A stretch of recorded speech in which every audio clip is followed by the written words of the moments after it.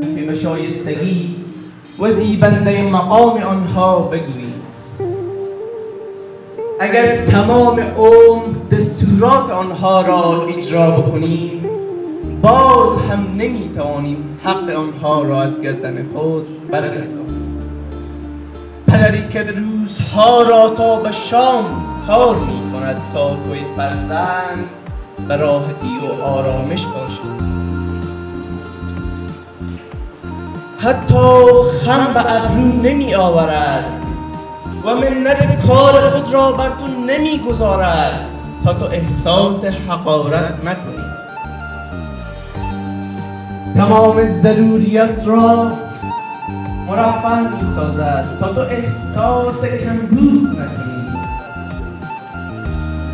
پدر دوست دارد که تو را در قله ها ببیند. پدر همیشه دوست دارد تو از او بهتر شوی.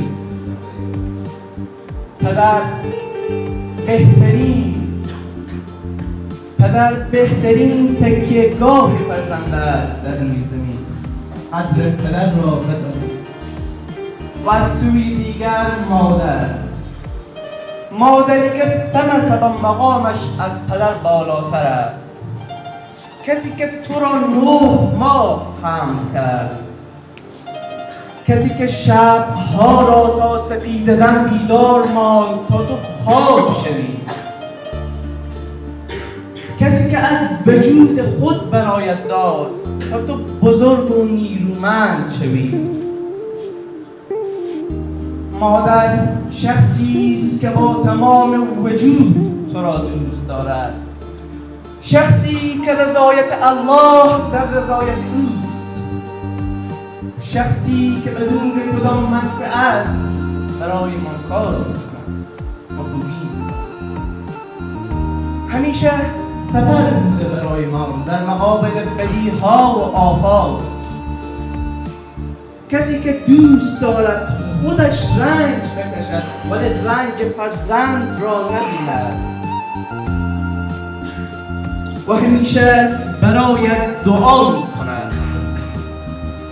مادر شخصی است که انجام امور او از جهاد هم فرش‌تر است، چون بهشت زیر پای مادر است. مادر کلمه است به وسعت تمام هستی. هر چقدر بگوییم باز هم نمیتوانیم توصیف پدر و مادر را بکنیم.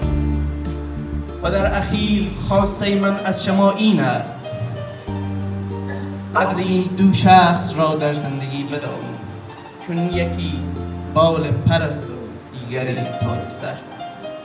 تشکر.